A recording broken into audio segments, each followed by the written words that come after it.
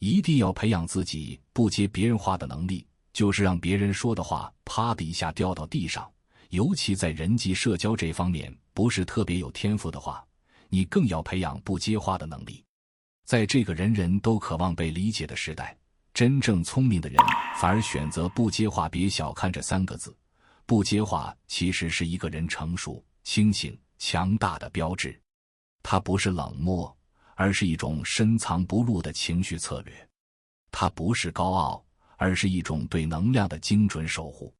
我们这一生会遇见太多情绪陷阱，有人用八卦套你的底，有人用玩笑刺你的心，有人无意识地让你为他们的焦虑买单。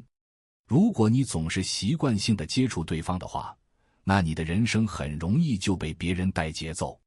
你以为是在回应，其实是在被操控。有句话说得好，沉默是智者最锋利的语言。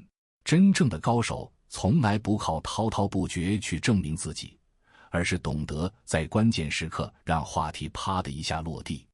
这种人让人敬畏，也让人舒服，因为他身上有一种界限感，让别人本能的不敢越雷池一步。在社交场合里，能让人觉得舒服且强大的人，往往只有2种。第一种，永远不让话落地的人，他们善于接梗，懂得延伸社交场像舞台，他们游刃有余。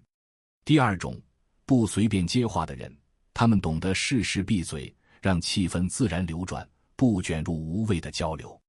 如果你不是天生社交高手，那就请你做第二种人，因为不接话就是一种高明的社交自保术。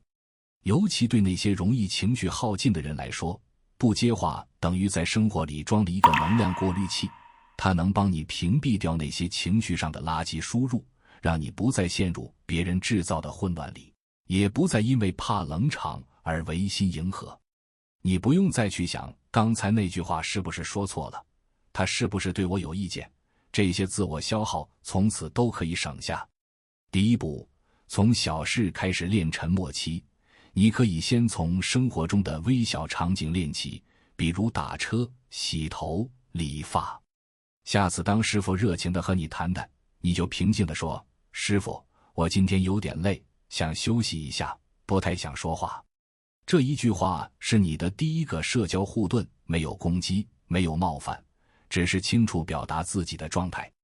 这句话建议你背下来，用1次你会觉得尴尬，用3次你会觉得轻松，用10次你会发现，原来守住自己才是最舒服的社交方式。第二步，学会止语，拒绝无效聊天。当你面对的是熟人朋友，他们聊一些你完全不感兴趣的话题，你插不上嘴，却又不想扫兴，多数人会硬着头皮去应和，可那样只会让气氛越来越尴尬。后你还会反复回想，我是不是说错了话？聪明的人会直接说，我不太想聊这个。这句话的精髓在于不解释，不需要补一句，因为我不太懂，也不需要加一句，不是针对你一句，我不想聊就够了。这时候对方会本能的收敛，他会开始反思，是不是话题太私人，是不是我太啰嗦。你不用教育他，他自己就会调整。记住，你越让别人爽，别人越容易忘记你的界限。你越让自己稳，对方反而会尊重你。第3步，面对越界性提问，用沉默反制。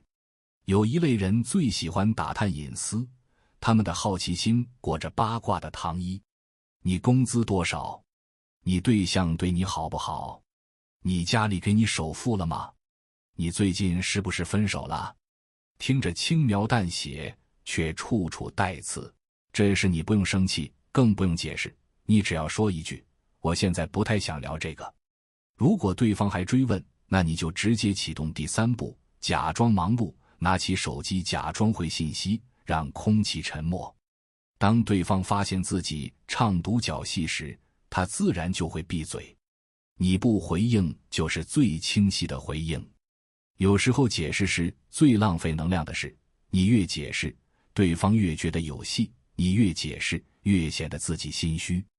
沉默反而是一种无声的反击。记住，能量守恒是成年人最大的修行。当你学会不接话，你的人生会变得非常不同。你开始发现，有些人不再找你倾诉垃圾情绪，有些社交场已不再被动应付，有些关系安静的淡了，但反而轻松了。你不再是那个大家都喜欢的老好人，但你会成为那个大家都尊重的人。别再害怕冷场，真正高情商的人，从来不是话多的人，而是知道什么时候该闭嘴的人。那些真正内心强大的人，往往沉得住气，忍得住空白，也守得住自己。你要明白，好性格不是你人生的护身符，反而是你被世界反复消耗的漏洞。真正值得你维护的是你的能量，是你的底线，是你的节奏。你越能守住这份沉默的力量，就越能在人群中活得从容，不卑不亢。别再让别人牵动你的情绪，别再为了维持表面的好相处去浪费自己的能量。从今天起，练习3件事：1不随便回应，2不解释自己，3不为尴尬负责。